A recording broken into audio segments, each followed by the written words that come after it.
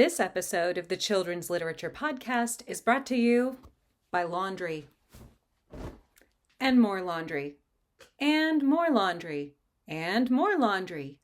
And more laundry.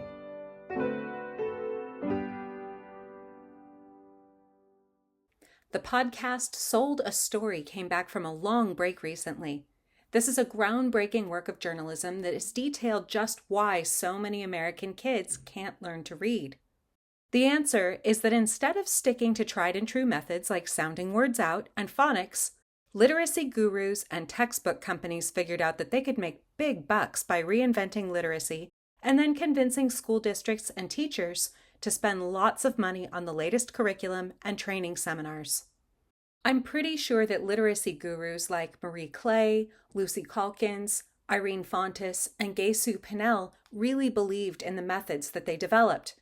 But in some ways that makes them more dangerous because they're true believers. That's going to make them more resistant to new ideas or any criticism of their methods. In the meantime, millions of American children and children in other countries have been harmed by their faulty methods. I previously compared the war over literacy to a religious debate, and after taking time to listen to episode 10 of Sold a Story a few times, I feel that more strongly than ever. I'm not criticizing all religious belief.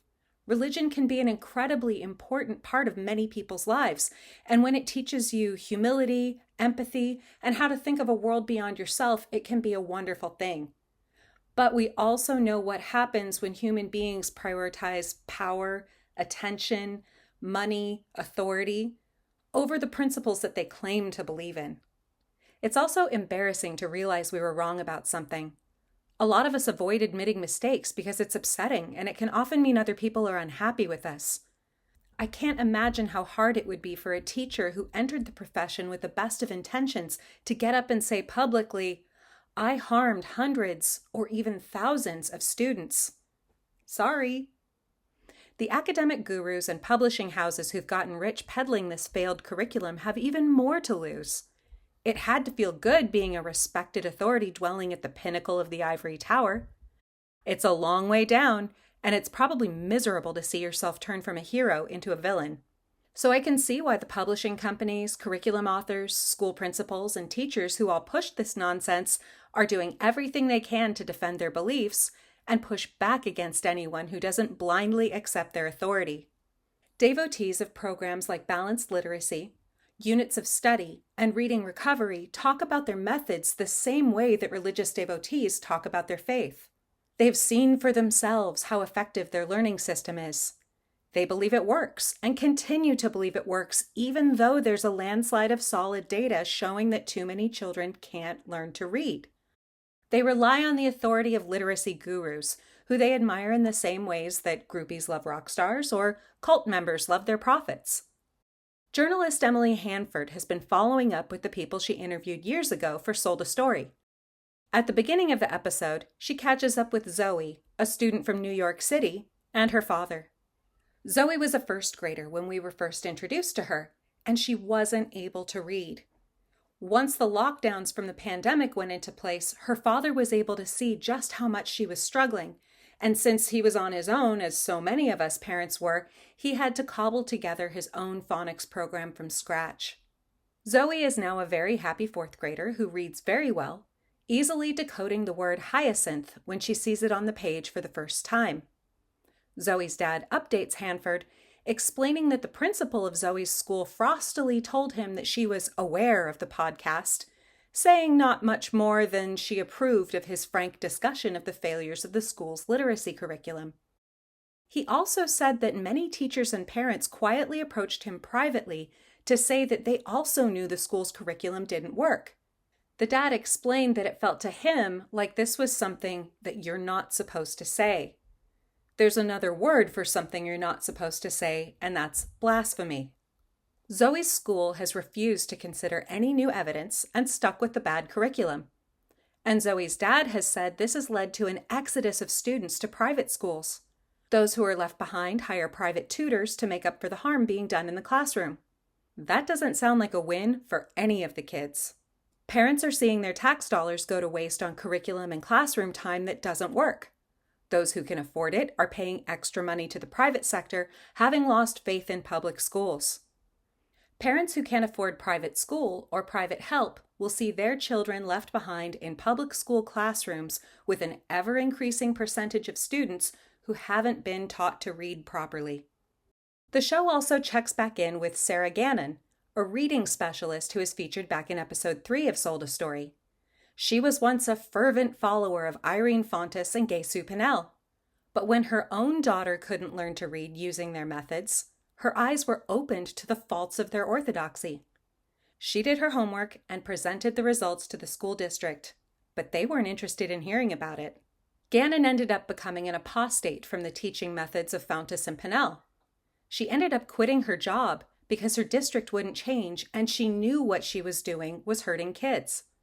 Hanford reported in this latest episode of Sold a Story, quote, "Some of her former colleagues, people she considered friends, are not interested in changing the way they teach kids to read, and they don't want to talk about it with her anymore."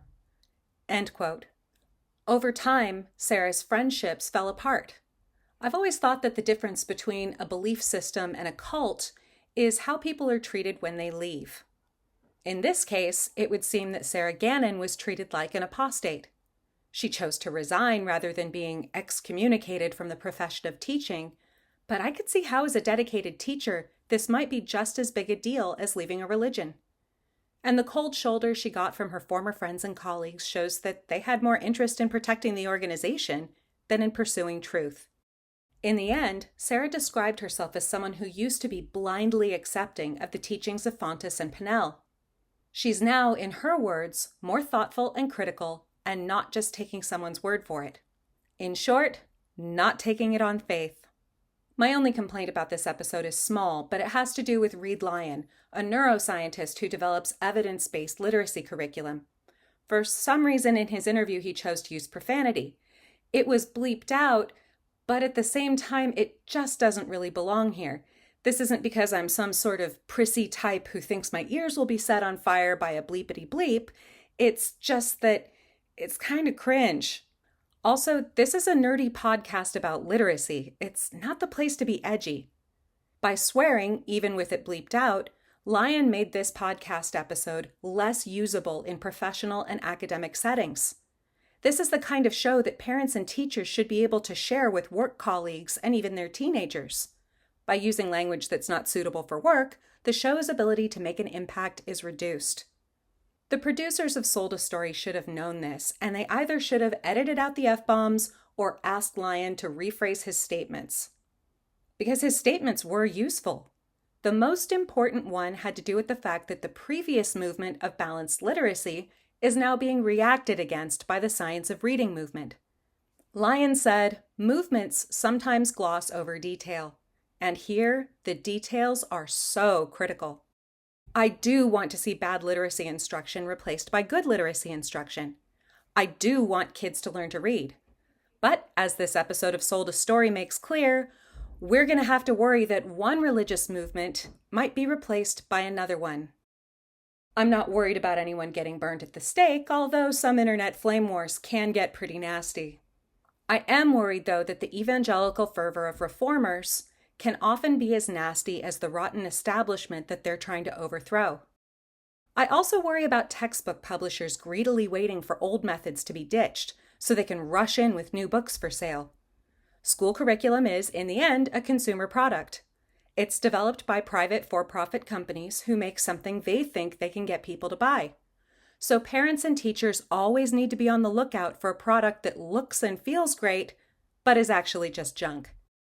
Given how expensive curriculum is and how difficult it is for many schools to find the money to pay for it, we need some kind of lemon law to make sure taxpayer money and our kids' precious time isn't being wasted.